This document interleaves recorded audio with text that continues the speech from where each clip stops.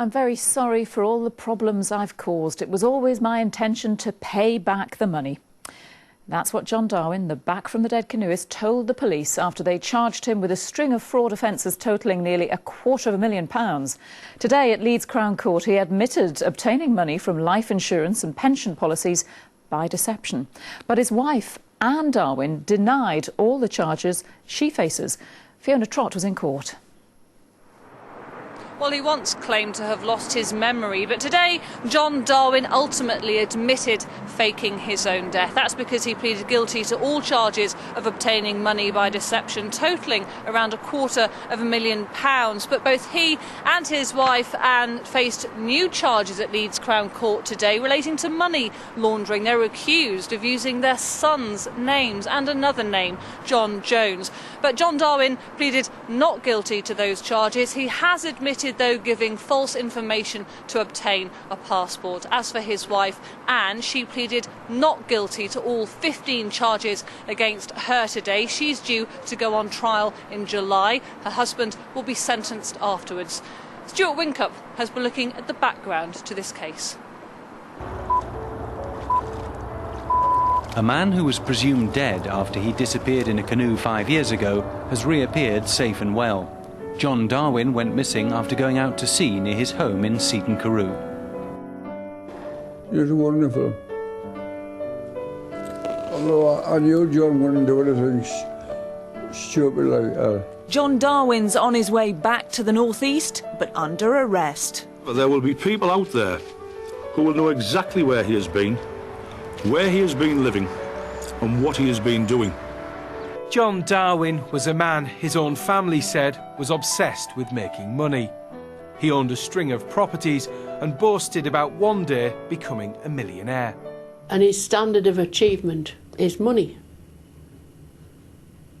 Not how much good have you done in the world or anything like that, just material things. Darwin was a former science teacher who became a prison officer. Colleagues at Home House said he would often boast to them about the success of his property business. Joe Simpson worked alongside him for 4 years. He drove around in a top-of-the-range Range Rover, and he gave that off that he was quite wealthy, and he was just coming into the prison service for something to do. Darwin, though, was living a lie. He did own a string of properties, but he could never find enough tenants, and many stood empty.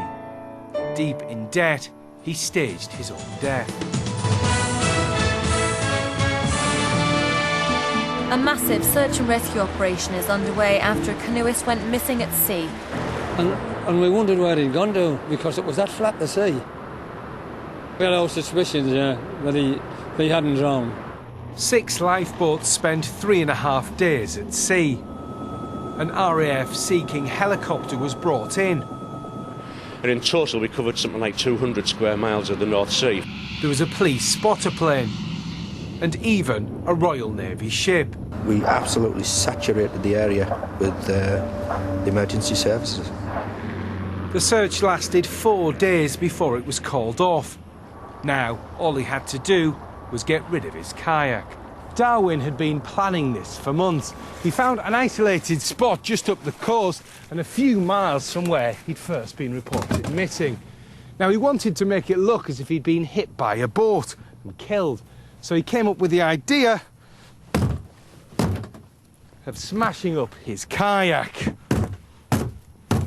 And once he'd created a hole, he tossed it back into the river and waited for it to be washed up. It was eventually found 6 weeks later, smashed into several pieces. There was no body, so there was no funeral. And when the local coroner recorded an open verdict 6 months later, John Darwin must have believed he'd got away with it. Now all he had to do was find a new identity. He searched local graveyards and took the name of a baby who died a few weeks before he himself was born. John Darwin became John Jones.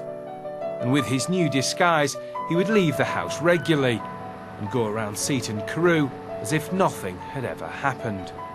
Electrician Craig Cagle spent 2 months rewiring the Darwin's house and spoke to him every day. He thought he was a friend of the family.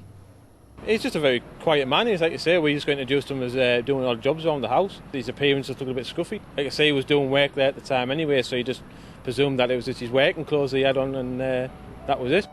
Eventually, he became tired of living a lie. Using a false passport in the name of John Jones, he moved to Panama to start a new life. He paid £200,000 for this farmland and was planning to turn it into a tourist park. He promised 20 families in this poor area of Panama jobs for life. It is very disappointing there is now no project here, because there would have been a lot of work for people. In truth, it was John Darwin's story and not his crime, which was truly remarkable. But the most intriguing question still remains unanswered.